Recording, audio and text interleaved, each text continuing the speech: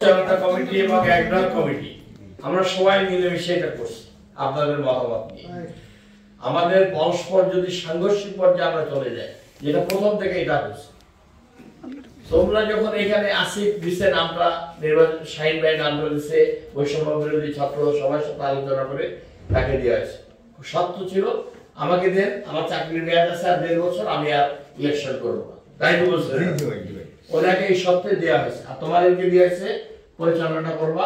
এটা কমিটি অন্তর্বর্তীকালীন সময় আমরা থেকে দ্রুততম সময়ের মধ্যে সবার দাবি সিবিএ দীর্ঘদিন 1.5 বছর অতিক্রান্ত হয়ে গেছে, এটা দিয়ে নির্বাচন করা। আমরা কিন্তু এখানে মাসের পর মাস, বছরের পর বছর ক্ষমতা কাটবো না। একটা নির্বাচিত প্রতিনিধির হাতে ক্ষমতা হস্তান্তর করাটাই আমাদের সফল, এটাই আমাদের করতে হবে। এখন পরস্পর বিরোধী সাংঘর্ষিক জায়গায় নির্বাচন পরিচালনা কমিটি আর একটা কমিটি চলে গেলে তো এখানে ভালো কিছু করতে হবে। এখন আমি এই সুষ্ঠু নির্বাচনের সাথে আমি এখানে যারা পার্ট রয়েছে আগের নির্বাচন, এটা সিবিএ খালি দলীয় দৃষ্টিকোণ থেকে তো দেখলে তো হবে না।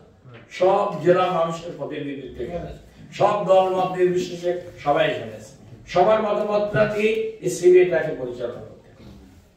এটা মাথায় রাখতে হবে। এটা বন্দর কর্তৃপক্ষের সিবিএ, ঐতিহ্যবাহী একটা সিবিএ, এটার একটা গুরুত্ব রয়েছে জাতীয় এবং আন্তর্জাতিক।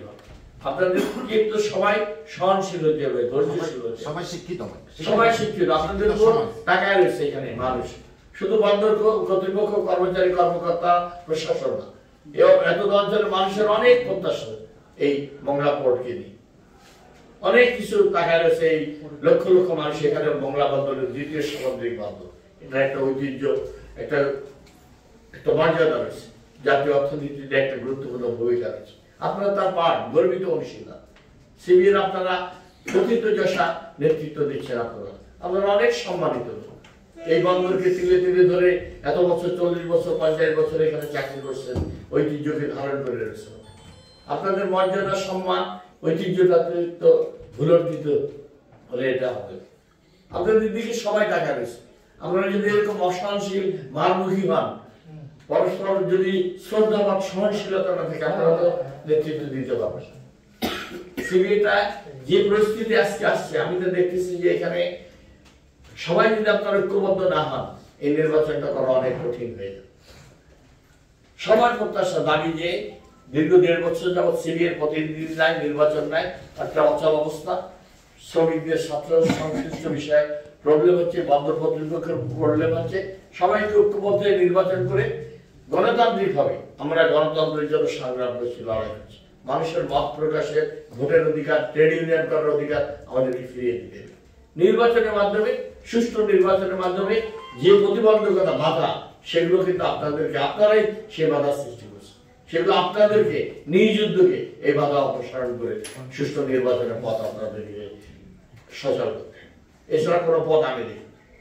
আপনাদেরকে এই অল্প সময়ের মধ্যে, যেটা পল্টু ভাই, নাসির সাহেব বলেছেন, এরা সবাই আপনারা এই অল্প সময়ের মধ্যে কিভাবে নির্বাচনটা করা যায়, আপনারা সেই পদক্ষেপটা গ্রহণ করেন। আপনার কাছে, সবার কাছে আমার অনুরোধ, আপনারা কিভাবে নির্বাচনটা করবেন, যেটা পল্টু সাহেব বলছেন যে আপনার মামলা না করে, যেটা আগের মামলা রয়েছে সেটা পর্যায়ক্রমে আমরা সেটা প্রসিড না করে আমরা ওইভাবে থাকুক, স্থগিত থাকুক, আর বাকিগুলো আপনারা অঙ্গীকার দিচ্ছেন আদালতে সাবমিট করে নির্বাচনের জন্য যে বাধা, সেটা আপনারা অতিক্রম করবেন, সেটা সরেন।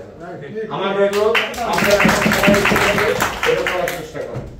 নিজেরা পরস্পর বিরোধী সংঘর্ষে আপনি এখান থেকে কিছু করতে পারবেন। এই মংলা পোর্টই ক্ষতিগ্রস্ত হবে, এলাকার মানুষ ক্ষতিগ্রস্ত হবে, আপনারাই ক্ষতিগ্রস্ত হবে সিভিল। এই জন্য আমি অনুরোধ করবো, সময় নাই, আপনারা আবার বসেন। প্রয়োজনে আমি কালকে 28 তারিখে আসছি, আমাদের অ্যাক্টিং চেয়ারম্যান সাহেবের সাথে বাগেরহাট জেলার জমি মিটিং রয়েছে, খুলনা, সাতক্ষীরা এবং বাগেরহাট। আমি আজকে চলে যাবো ঢাকায়, কালকে আবার চলে যাবো। তাহলে কালকে আবার বাইর সাথে বসেন আপনারা সবাই, এটা নিয়ে আপনি বসেন ভাই, কারণ